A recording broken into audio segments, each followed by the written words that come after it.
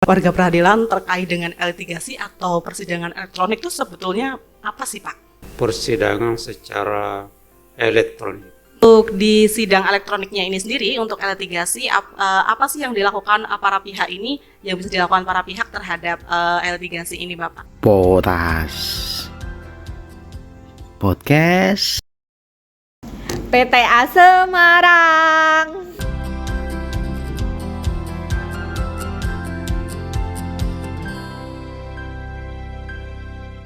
Assalamualaikum warahmatullahi wabarakatuh. Kembali lagi di Potas, Podcast Pengadilan Tinggi Agama Semarang. Bersama saya Oki Alfiana yang akan memandu acara kali ini Bapak.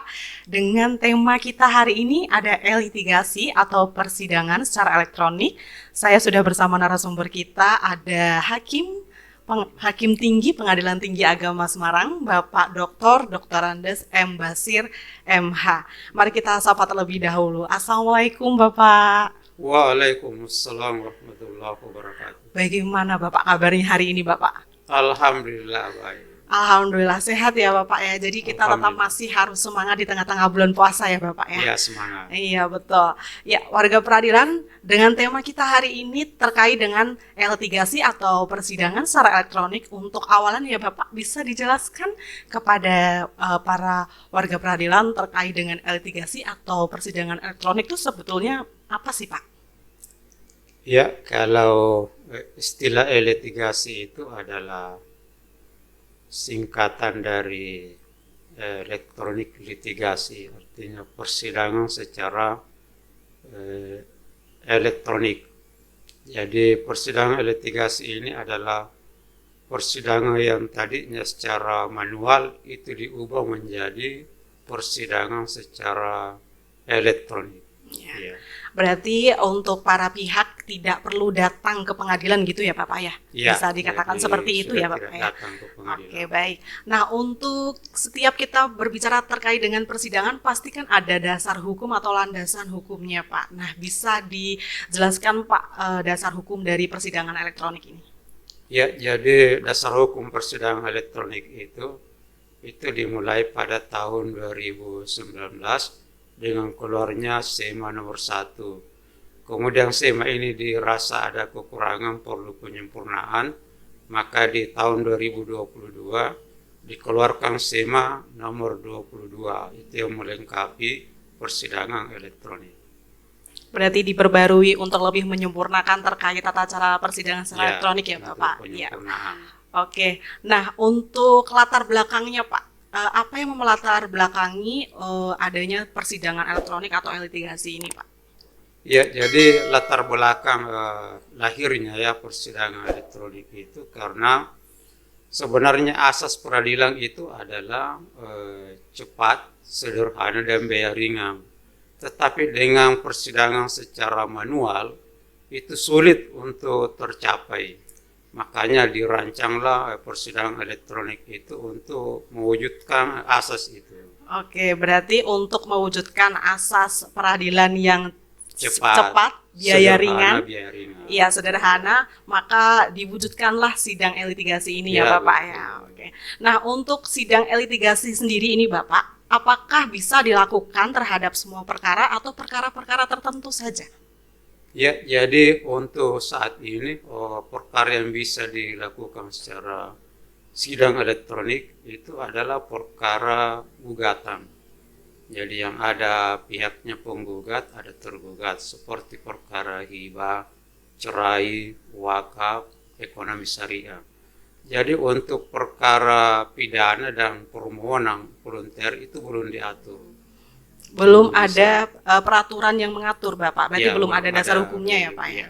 Oke, berarti untuk perkara permohonan belum bisa dilakukan sidang secara litigasi Bapak untuk sampai saat ini? Iya, karena memang tidak ada lawang kalau permohonan. Oh iya. Belum juga pidana. Ya. Oke, berarti untuk sidang litigasi hanya bisa dilakukan untuk perkara-perkara yang sifatnya gugatan saja ya Bapak ya, karena untuk perkara permohonan sampai saat ini belum ada dasar hukum yang mengaturnya. Pidana belum. Oke, dan pidana ya. Nah, untuk persidangan elektronik itu sendiri, itu kapan sih Pak persidangan tersebut itu bisa dimulai? Apakah bisa dilakukan ketika di sidang pertama atau ada tahapan-tahapan tertentu, Bapak? Ya, jadi persidangan elektronik itu dimulai ketika mediator tidak berhasil mendamaikan. Jadi kemungkinannya pada sidang kedua atau setelah sidang kedua baru bisa dimulai persidangan elektronik. Berarti belum bisa dilakukan ketika sidang pertama ya Bapak ya? Iya. Berarti harus melalui proses mediasi terlebih dahulu. Apakah proses mediasi itu berhasil atau tidak? Kemudian untuk selanjutnya baru bisa ditentukan untuk tahapan sidang litigasi itu sendiri ya Bapak ya? Betul. Nah, untuk sidang litigasi ini sendiri, tahapan-tahapannya seperti apa Bapak untuk pertama kalinya? Ya, sebenarnya persidangan elektronik itu ada dua tahapan. Jadi pertama itu setelah mediator tidak berhasil mendamaikan, maka majelis hakim itu membuat core calendar untuk tahapan pertama, yaitu dengan agenda jawaban, replik, duplik, dan pembuktian. Tetapi untuk pembuktian ada catatan bahwa para pihak itu hadir langsung secara manual di persidangan. Oke, berarti untuk litigasi ini pembuktian bisa dilakukan melalui sidang litigasi, tetapi untuk para pihak nanti juga hadir secara langsung terkait untuk pembuktian. Kemudian tahap kedua itu ya setelah pembuktian barulah pengajuan kesimpulan dan putusan. Jadi itu dua tahapan. Oh, baik. Nah, untuk litigasi ini sendiri Bapak, berarti kan harus membutuhkan persetujuan dari para pihak ya Bapak ya. Iya. Nah, apabila salah satu pihak tidak setuju untuk melakukan litigasi atau persidangan secara elektronik ini, apakah tetap bisa dilakukan sidang litigasi ini Bapak? Ya, kalau salah satu pihak misalnya tergugat tidak bersedia, itu tidak bisa dilakukan secara elektronik. Berarti harus ada persetujuan dari kedua belah pihak begitu ya Bapak ya? Iya. Baik. Kalau untuk pembuktian tadi kan tetap harus datang langsung ke persidangan Bapak. Berarti untuk elektroniknya ini sendiri, persidangan elektroniknya sendiri ini gimana cara pihak untuk melakukan pembuktian melalui aplikasi e-court ya Bapak ya? Iya.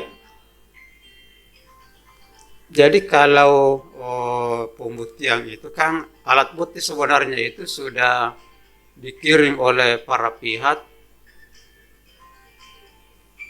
tidak mengganggu ya.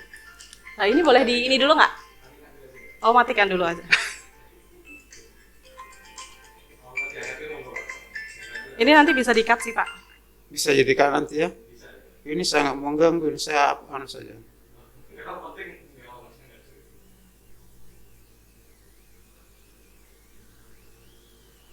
Lupa juga tadi dia memang ini.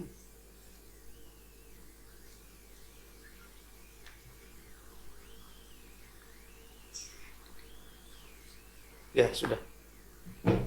Kira-kira sampai di mana masuk Pak? Saya ulangi aja pertanyaannya ya.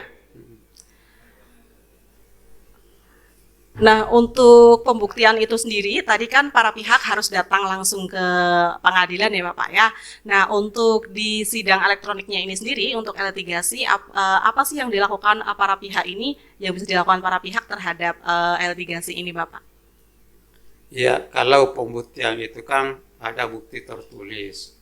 Nah, bukti tertulis itu semestinya sudah diinput sudah diupload oleh para pihak ke SIP sebelum persidangan. Tetapi untuk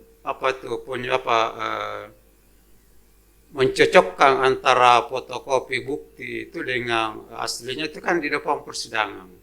Nah, begitu juga dengan saksi-saksi itu ya harus diajukan di depan persidangan karena mau didengar langsung oleh majelis hakim. Jadi harus hadir di persidangan untuk pembuktian.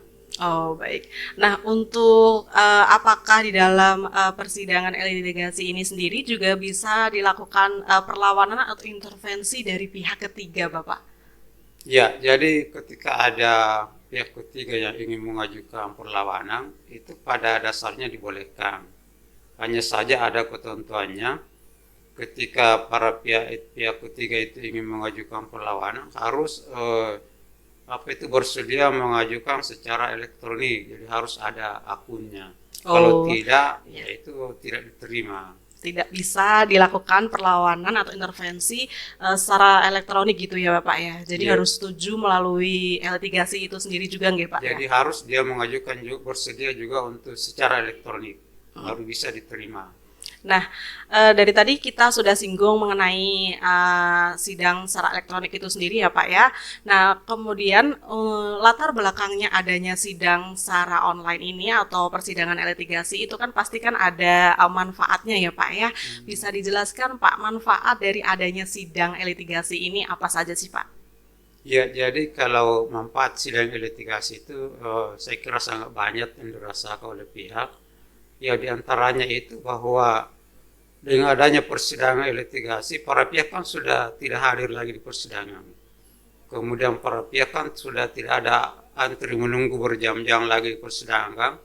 Nah, kemudian asas peradilan itu sudah bisa terwujud, ya cepat, sederhana, dan pasti ringan.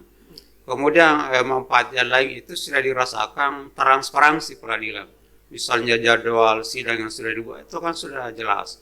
Kemudian dengan manfaat itu diharapkan membawa image yang positif para pihak terhadap pengadilan. Itu berarti manfaat. banyak sekali manfaatnya ya Pak ya. Makanya dikeluarkanlah peraturan terkait dengan sidang litigasi ini ya Pak ya.